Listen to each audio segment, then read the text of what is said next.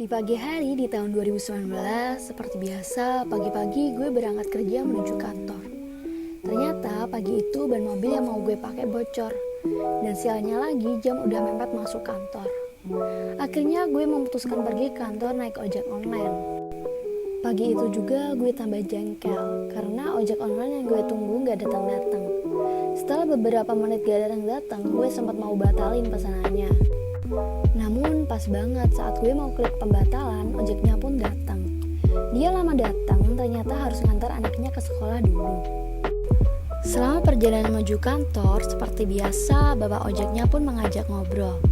Obrolan yang dimulai dari tempat tujuan kantor gue, yaitu PT Melati. Dan ya, dia bertanya jika ingin bekerja di kantor PT Melati, apakah harus kuliah dulu?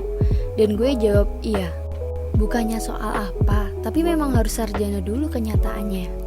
Selama perjalanan ternyata jalanan macet banget. Gak seperti biasanya jalanan macet begini. Kata ojeknya ternyata jalanan sebelah ditutup, jadi mau gak mau harus lewat jalan ini juga. Sambil menyusuri kemacetan, akhirnya kita pun ngobrol panjang. Dia cerita anaknya udah mau lulus SMA dan dia lagi nyariin suami buat anaknya.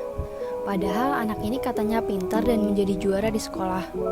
Dia sebenarnya pengen nguliahin anaknya, tapi ya nggak ada biaya aja. Anaknya sendiri katanya pengen banget kuliah di UI. Ya, gue cerita aja kalau sekarang banyak beasiswa di kampus, bahkan bisa gratis. Apalagi ditambah anak itu pintar dan juara. Yang penting daftar dulu aja.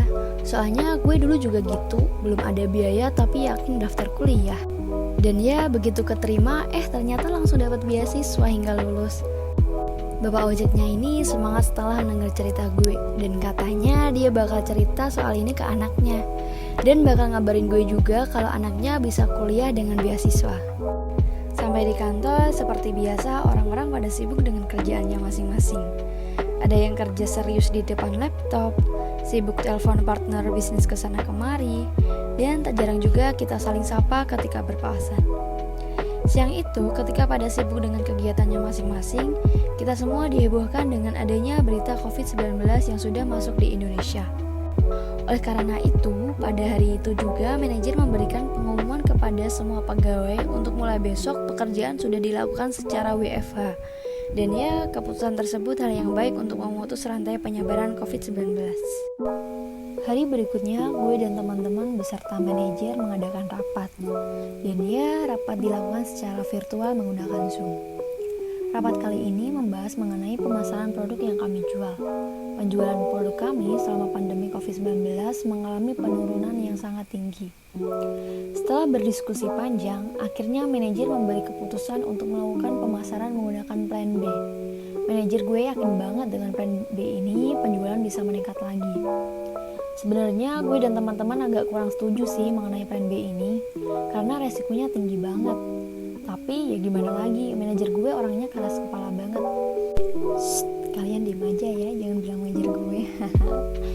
Singkat cerita dan bener aja setelah plan B ini dijalankan dan yang sebelumnya buat dongkrak peningkatan penjualan, malah kebalik.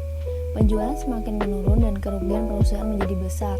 Dan gak nyangkanya lagi manajer gue yang keras kepala itu harus turun jabatan karena pekerjaan yang dilakukan gagal. Sebenarnya sedih juga sih, tapi ya gimana lagi kan ya. Setelah menjalani WFH selama berbulan-bulan, seperti biasa juga perusahaan gue selalu mengadakan rapat akhir bulan. Dan karena kali ini rapat akhir semester, biasanya akan ada penghargaan juga untuk pegawai dengan kinerja terbaik. Dan gue kaget banget karena gue naik jabatan cuy. Gak nyangka banget, kaget campur bahagia. Ya kaget karena gue gak pernah kepikiran kalau bakal naik jabatan jadi manajer. Apalagi pekerjaan gue yang gue lakuin itu gitu-gitu aja. Dan gue dikasih tahu ternyata inovasi-inovasi yang gue berikan kepada perusahaan lah yang membuat gue naik jabatan. Salah satu ide terpengaruh gue untuk perusahaan adalah aplikasi Zoom pada saat itu. Setelah rapat selesai, HP gue terus dapat notif ucapan selamat dari teman-teman kerja. Gue langsung fokus ke salah satu chat yang masuk di HP gue. Ada satu chat yang muncul namun bukan ucapan selamat, melainkan ucapan terima kasih. Ucapan itu gue dapat dari bapak ojek yang dulu pernah cerita sama gue. Dia bilang kalau anaknya sekarang keterima di UI dan dapat beasiswa. Dan itulah awal dari membaiknya nasib keluarga dia.